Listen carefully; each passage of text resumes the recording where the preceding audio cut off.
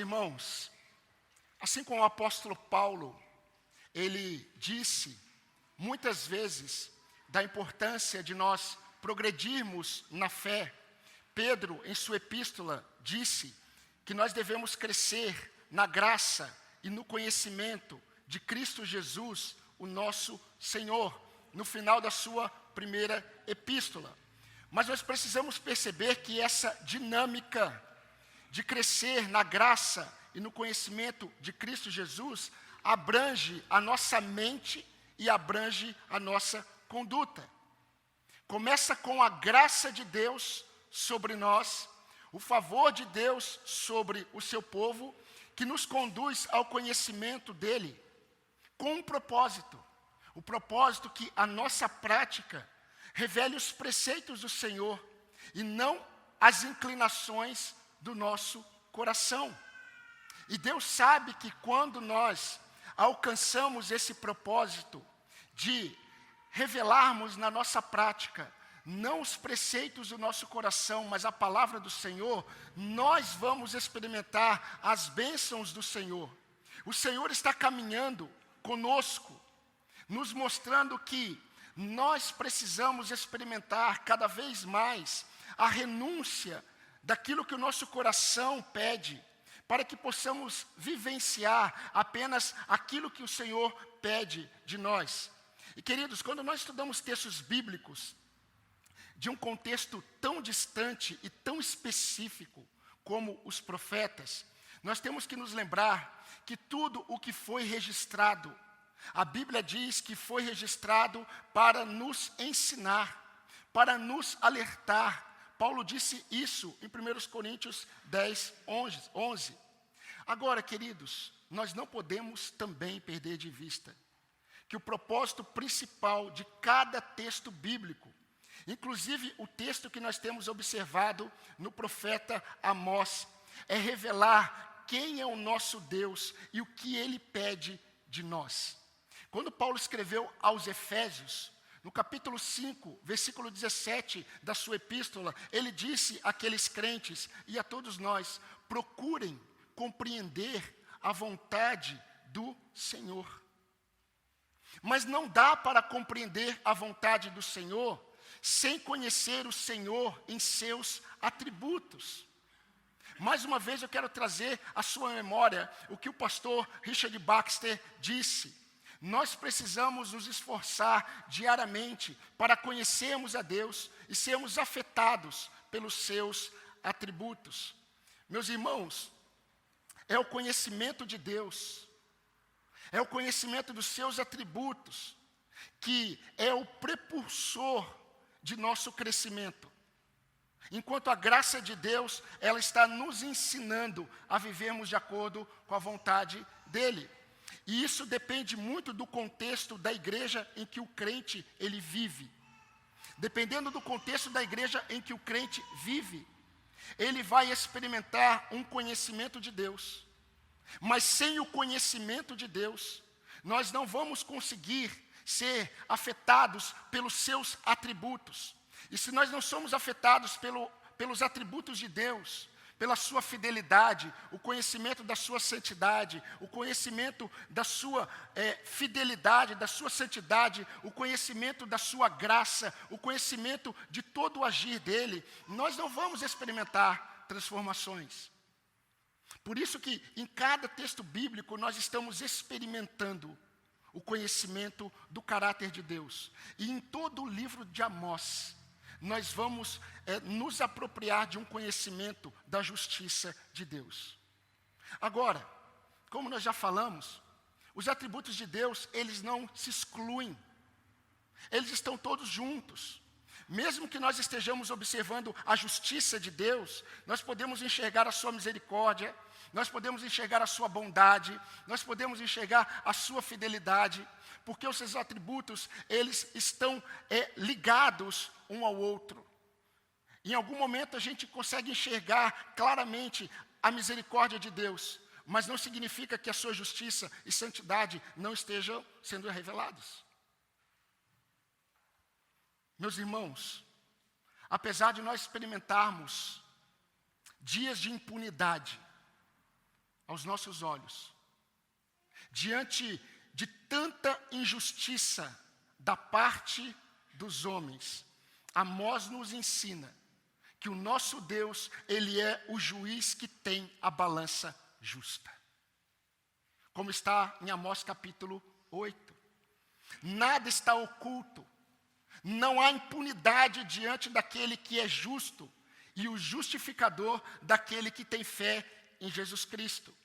E nós vamos, meus irmãos, mais uma vez, discernir a justiça de Deus, na forma como Ele se revelou por intermédio de seu profeta. E eu creio que você já está com a sua Bíblia aberta no livro do profeta Amós. Nós não vamos ler agora o texto será lido enquanto eu fizer a exposição do texto.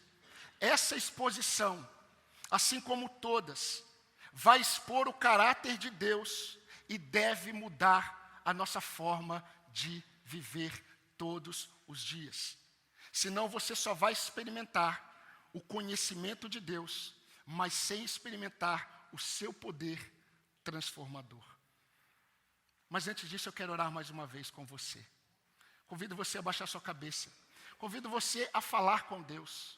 E eu convido você a pedir para Deus se revelar a você em sua justiça nesta noite.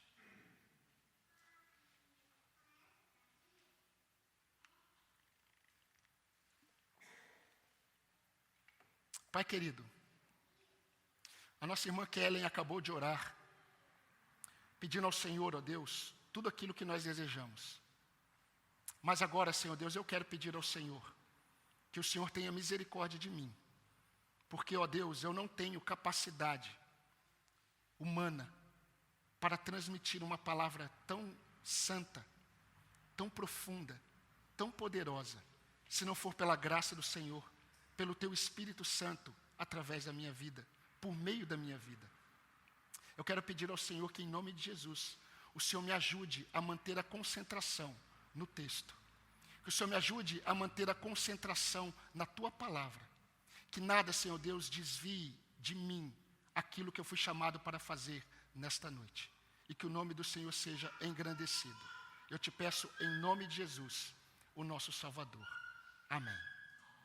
Meus irmãos, a lição principal que eu quero destacar para vocês hoje sobre a justiça de Deus, que irá nos ajudar a compreender a justiça do nosso Deus, é apenas uma verdade principal, e eu quero depois fazer 3 observações desta verdade.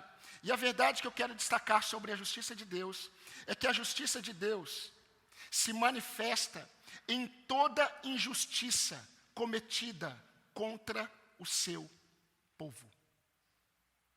A justiça de Deus se manifesta em toda injustiça cometida contra o seu povo.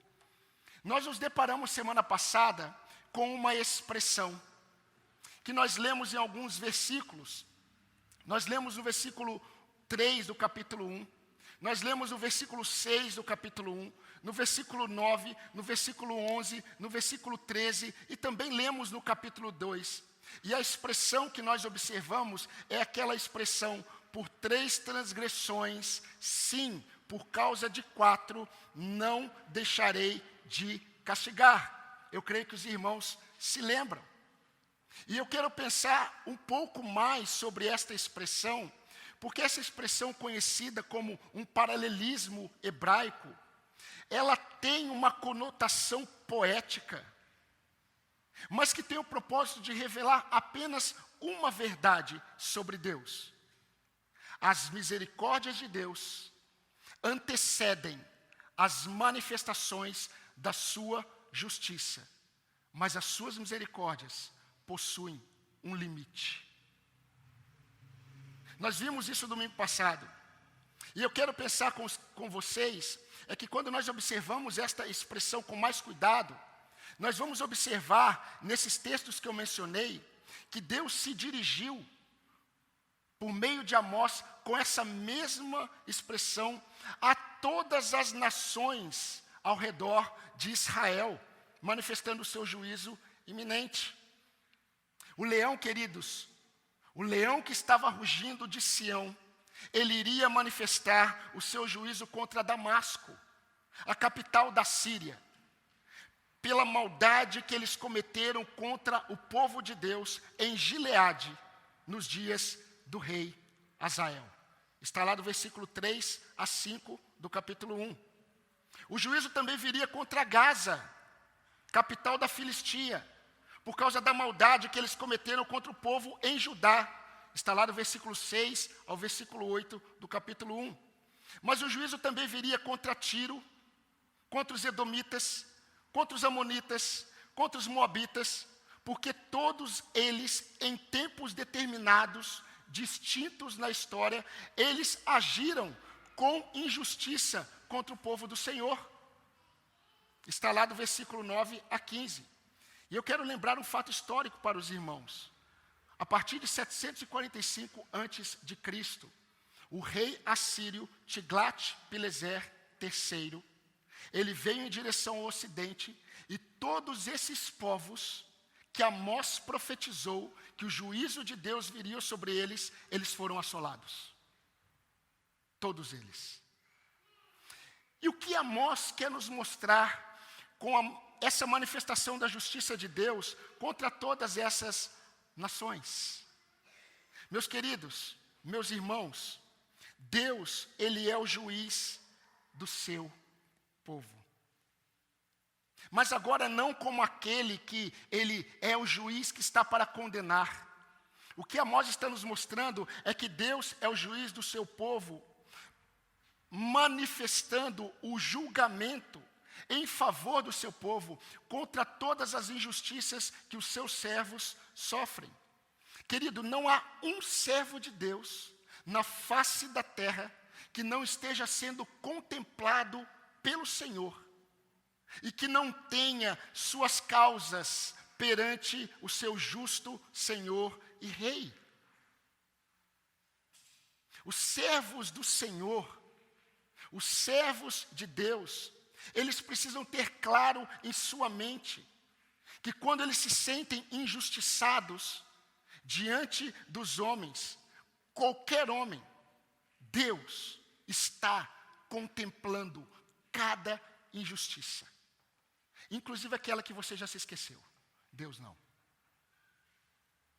Todo ato injusto contra o povo de Deus seria visitado pela justiça de Deus, e a história mostrou que foi. Meus irmãos, a justiça dos servos de Deus não veste uma toga preta e se assenta entre homens. A justiça dos servos de Deus tem vestes reluzentes e se assenta num alto e sublime trono e é Senhor de toda a terra. Amém, irmãos? Nós temos que crer nisso.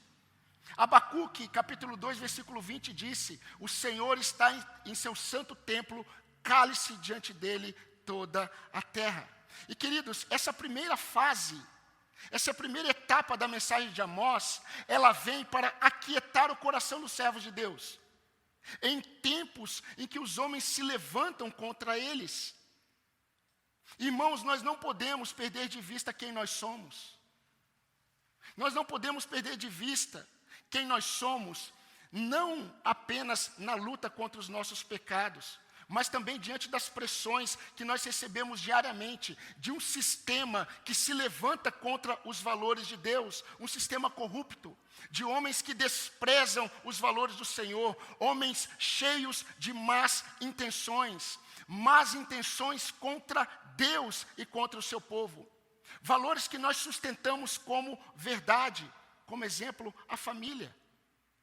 Ou diante de qualquer injustiça que nós possamos sofrer, mesmo que essas injustiças, elas estejam no âmbito das ideologias.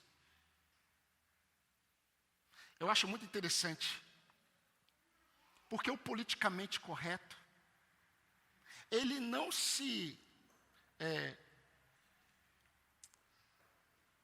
conforma apenas com o respeito ao pensamento deles. O politicamente correto prega que você tem que defender o que eles defendem.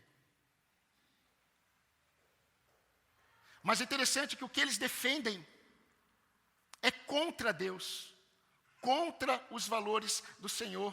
E meus queridos, infelizmente, nós estamos vivendo um tempo em que o povo que se chama pelo nome do Senhor fala demais em defesa dos ímpios, para tentar trazê-los para Deus, mas aceitando conceitos, por exemplo, sobre amor, sobre família e sobre tantas outras coisas que, na verdade, são conceitos que ofendem os valores do Senhor. Infelizmente, nós vivemos um tempo em que o povo que se chama pelo nome do Senhor fala demais, briga demais na internet, briga demais por uma justiça que não pode vir de homens que não temem a Deus. Como disse o profeta Oséias, o meu povo perece, pois lhe falta conhecimento. Mas não falta conhecimento da cultura. O conhecimento da cultura é aceito. O que falta para o povo de Deus é conhecimento de Deus. Meus irmãos, o povo de Deus precisa contemplar. O que nós cantamos no início é verdade. Você, meu irmão, minha irmã, nós como igreja do Senhor, nós como povo de Deus, precisamos contemplar diariamente quem nós somos neste mundo. Nós precisamos contemplar diariamente o que Deus quer de nós neste mundo, mas principalmente quem é o nosso Deus enquanto nós estamos neste mundo de injustiças. E eu não pretendo e nem consigo ser exaustivo sobre isso, mas eu gostaria de fazer rapidamente 3 observações sobre a justiça de Deus em nossas injustiças. E a primeira observação que eu quero fazer, e é muito prática para você e para mim, meu irmão, minha irmã, não perca de vista a santificação do Senhor presente nas injustiças que você experimenta. Não perca de vista a santificação do Senhor presente nas injustiças que você experimenta. Nós devemos nos lembrar que Deus estava usando muitos desses povos injustos, que Ele está agora manifestando a justiça dEle. Deus usou muitos desses povos para santificar o seu povo. A Síria, por exemplo, a Babilônia, por exemplo, e tantos outros. Essa foi a indignação do profeta Abacuque. Senhor, lá no capítulo 1, versículo 13 do seu livro, Senhor, como que o Senhor pode purificar um povo por meio de um povo mais impuro do que ele? Porque Deus falou que enviaria os caldeus contra os israelitas. Irmãos, na prática, deixa eu dizer para você o que isso significa. Na prática, nunca devemos desperdiçar uma crítica. Nunca devemos desperdiçar uma injustiça cometida contra nós, sem antes pedirmos discernimento de Deus, para que Deus sonde os nossos corações. Sabem por quê?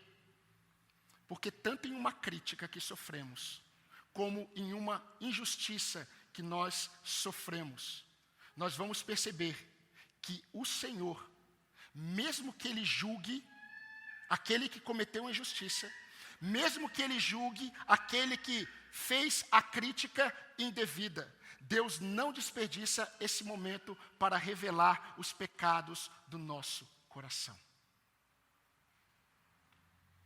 Infelizmente, nesses momentos, nossos olhos ficam mais na injustiça sofrida. Os nossos olhos, eles ficam em quem praticou a injustiça. Os nossos olhos ficam em como isso foi injusto para conosco. Mas nós não contemplamos a soberania santificadora do Senhor nisso tudo. Deixa eu fazer 2 perguntas para você em relação a isso. Você já parou para avaliar o quanto a ofensa que você já sofreu, o quanto a ofensa que talvez você tenha sofrido ou está sofrendo, está revelando os pecados do seu coração? Você já parou para tirar os olhos da ofensa? Você já parou para tirar os olhos da injustiça? Você já parou para tirar os olhos do injusto? e contemplar o que o Senhor está querendo transformar em você? Pense nisso. A segunda observação que eu quero fazer sobre a justiça de Deus em nossas injustiças. Irmão, irmã, não questione a justiça de Deus quando o tempo parece favorecer a injustiça. Não questione a justiça de Deus quando o tempo parece favorecer a justiça. Meus queridos, é possível perceber nesses momentos em que parece que a justiça de Deus, ela tarda. É possível perceber o coração dos servos de Deus, muitas vezes, nos seus questionamentos sobre a justiça do Senhor, ou em suas lamentações sobre a justiça do Senhor. Existe uma expressão clássica, usada pelos servos de Deus, em tempos em que a manifestação da justiça de Deus parece que tarda. E a injustiça apenas fica em evidência. Os servos de Deus começam a falar assim: até quando, Senhor? Até quando, Senhor? Jeremias, no capítulo 12 do seu livro, versículo 1, ele disse: justo seria, Senhor, se eu apresentasse a minha causa diante de ti. No entanto, eu preciso falar com o Senhor a respeito da justiça. E ele diz assim para Deus: por que o caminho dos ímpios prospera? Por que todos os traidores vivem em paz? Aí no versículo 4 ele diz: até quando, Senhor? Abacuque, no capítulo 1 do seu livro, versículo 2 a 3, ele começa assim: até quando, Senhor? Até quando eu clamarei pedindo ajuda e tu não me ouvirás? Até quando eu gritarei violência e tu não salvarás? Por que me fazes ver a iniquidade? Por que toleras a opressão? Pois a destruição e a violência estão diante de mim. Há litígios e surgem discórdias. E ele diz assim no versículo 4: por isso a lei se afrouxa e a justiça nunca se manifesta. Os ímpios cercam os justos e assim a justiça é torcida. Até quando, Senhor? Davi não ficou de fora. Davi no Salmo 13, verso 1, ele começa: até quando, Senhor, se esquecerás de mim? Será para sempre? Até quando esconderás de mim o teu rosto? Meus irmãos, eu fico impressionado com os detalhes bíblicos. Não é impressionante Jesus, o que ele fez com os seus discípulos? Quando Jesus mandou que os seus discípulos entrassem naquele barco, um texto muito conhecido. E os discípulos entraram naquele barco e Jesus ele subiu num monte para orar. E aqueles discípulos entraram no barco e começou a escurecer. E tarde da noite, começou a chover muito. E aqueles homens que eram especialistas como pescadores que eram, eles chegaram à conclusão que eles iriam perecer. E a Bíblia diz que Jesus, ele não chegou na primeira vigília. Jesus, ele não foi até eles na segunda vigília. Jesus não foi até eles na terceira vigília. Jesus foi até eles na quarta vigília. Mas Jesus nunca perdeu o controle das vigílias. A vigília eram as divisões do tempo da noite, que começava às 6 horas da tarde de um dia e terminava às 6 horas da manhã do outro dia. Jesus apareceu entre 3 horas da manhã e 6 horas da manhã, na quarta vigília. Ele não poderia ter aparecido na primeira? Ele não poderia ter aparecido na segunda? Ele não poderia ter aparecido na terceira? E eu acho que talvez alguns discípulos, se eles conhecessem melhor o Senhor, eles também diriam: até quando o Senhor não virá em direção à minha tempestade? 2 perguntas para você sobre isso. Será que você não está em seu coração achando que a justiça de Deus está demorando?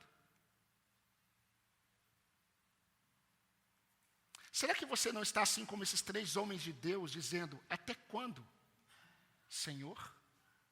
Pense nisso. A terceira observação que eu quero fazer sobre a justiça de Deus em nossas injustiças, preste atenção.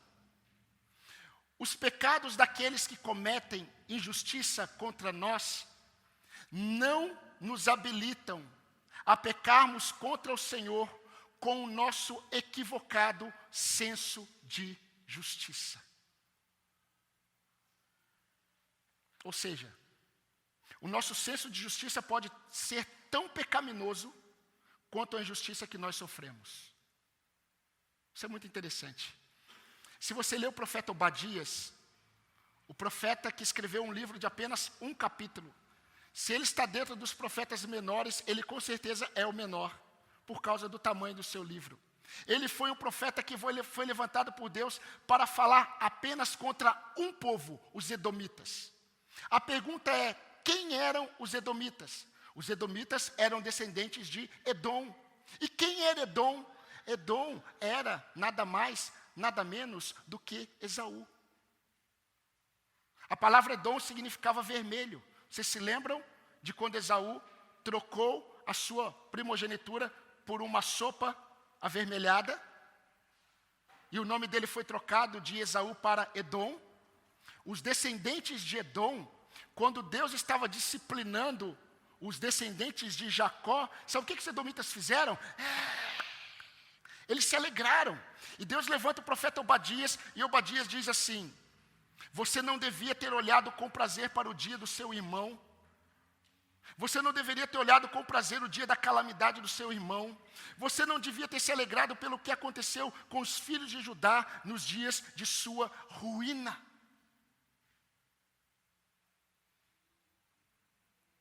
Meus irmãos, não tenham dúvidas de que quando Amós começou a dizer, por 3 transgressões, e ainda por 4, eu não deixarei de manifestar o castigo contra Damasco, contra Edom, contra Moabe.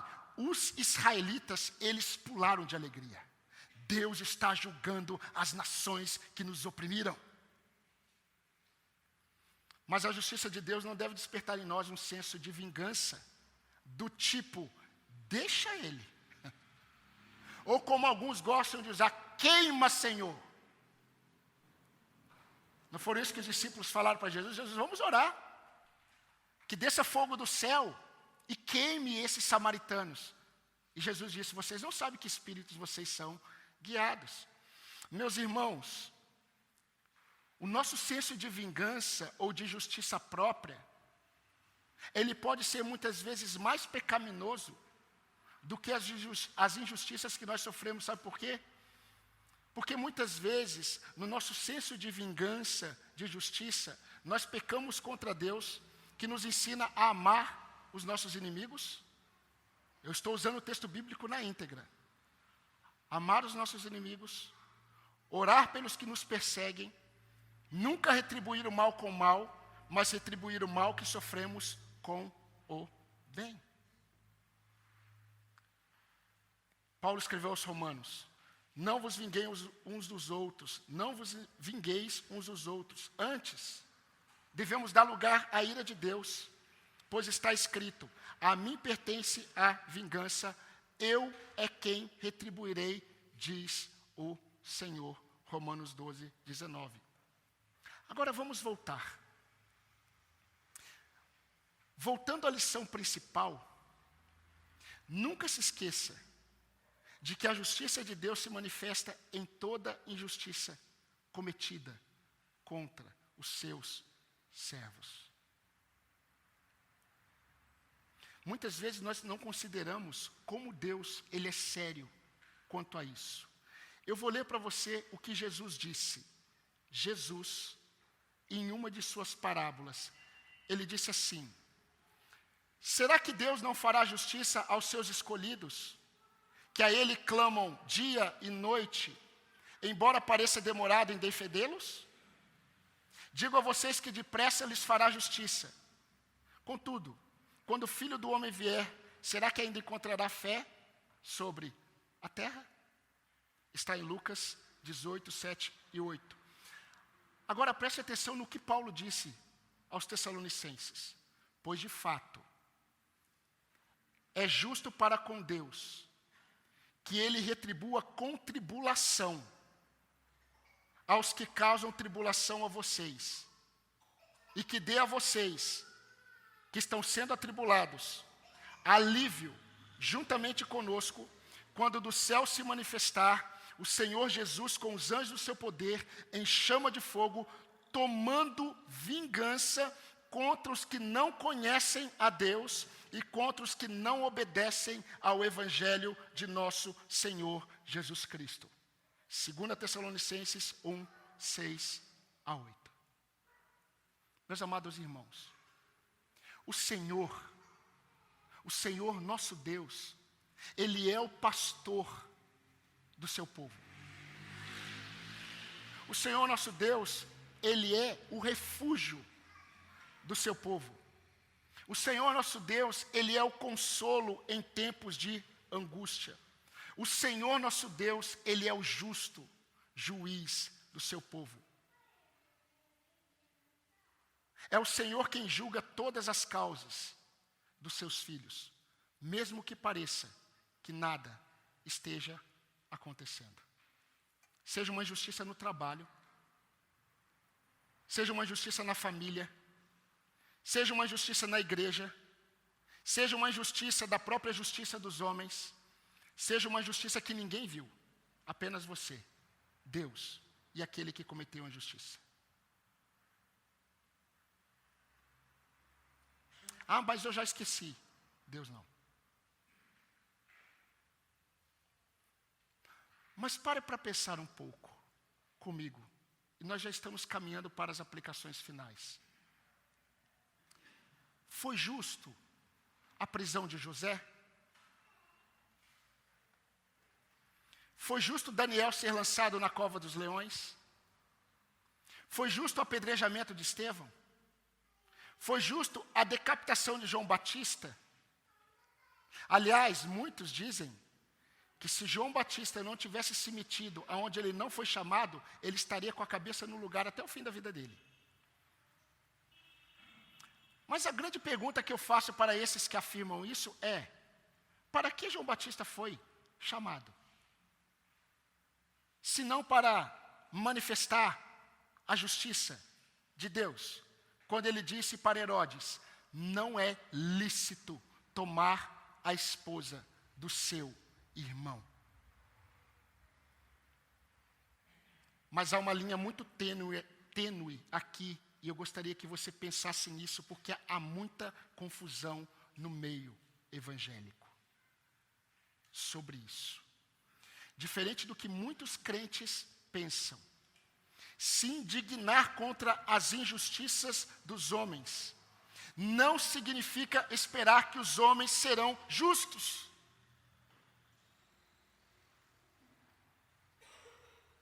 Se indignar contra as injustiças dos homens não significa esperar que os homens terão práticas justas. Meus irmãos, José, Daniel, Estevão, João Batista e muitos outros servos de Deus, eles não foram libertos das injustiças que sofreram. Eles não foram libertos. Mas eles sabiam que eles estavam nas mãos do juiz de suas vidas. Uma pergunta maior que nós devemos responder: foi justo o que Jesus passou? Não, não foi. Entretanto, aprove a Deus ser glorificado em seu Filho. E ainda é vontade do Senhor ser glorificado na vida dos seus servos, em cada injustiça que os seus servos sofrem nas mãos dos pecadores.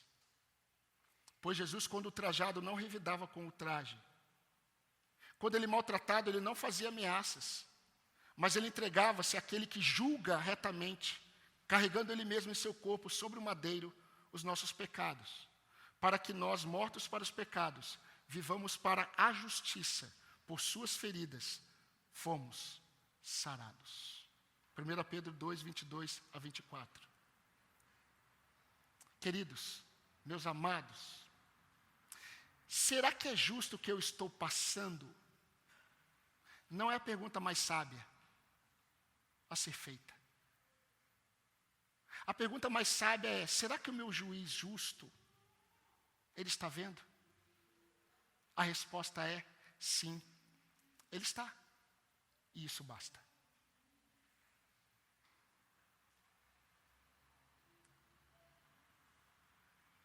Quando nós somos lembrados nesta noite de que a justiça de Deus se manifesta em toda injustiça que nós sofremos, isso deve aumentar a nossa esperança no Senhor, neste mundo de injustiças. Nós devemos nos levantar contra todo tipo de injustiça. Mas você espera justiça da parte de homens que não temem a Deus? Nos levantarmos contra todo tipo de injustiça significa muitas vezes sofrermos nas mãos de pecadores injustos. Isso não significa que Deus nos livrará das injustiças, das injúrias, mas significa que Ele, como justo juiz de nossas vidas, Ele está contemplando todas as coisas. E nós não devemos desenvolver no nosso coração sentimentos pecaminosos contra o Senhor. Nós devemos aproveitar esses momentos de injustiça e analisarmos aquilo que Deus está revelando do nosso coração. Nós devemos aproveitar esse momento para analisarmos aquilo que Deus está fazendo, mesmo que a gente não enxergue. A justiça de Deus parece tardar, mas nunca tarda. Na verdade, Deus nunca tarda. Só tarda aquele que está preso ao tempo, e Deus é atemporal. Você se acha que Deus demorou para tirar José da prisão? 2 anos. Mas José tinha uma expectativa. Quando Deus revelou o sonho ao copeiro do rei, o copeiro do rei foi liberto da prisão. José falou ao copeiro: quando você estiver diante de Faraó, se lembre de mim. A Bíblia diz, e o copeiro se esqueceu de José. Passaram-se 2 anos, a Bíblia diz, e Deus se lembrou de José. Não significa que Deus havia esquecido, significa que o tempo de Deus agir aconteceu. Isso não é diferente comigo e com você. Agora, o quanto essa verdade tem produzido e pode produzir esperança do Senhor, a ponto de você confiar no Senhor e aquietar o seu coração em uma dependência silenciosa do Senhor. Aquiete-se, espere no Senhor. O Senhor vê, o Senhor sabe, o Senhor age no tempo dele. Enquanto isso, não peque contra Deus. Não peque contra Deus. Sabe por quê, meus queridos? Eu não sei como você tem visto a sua tribulação.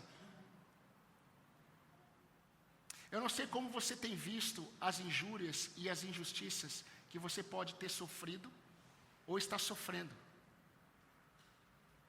Mas Paulo disse que a nossa leve e momentânea tribulação produz para nós eterno peso de glória acima de qualquer comparação. O Senhor está transformando você em todas as suas injustiças, mas nunca se esquecendo das injustiças que estão sendo cometidas contra você. Eu quero terminar lembrando você que se você está em Cristo, nós somos cidadãos do reino dos céus. E esse reino eterno, ele vai se manifestar em breve. E a justiça plena na pessoa do nosso Senhor Jesus Cristo se manifestará. E tudo se fará novo. Amém, irmãos? Amém.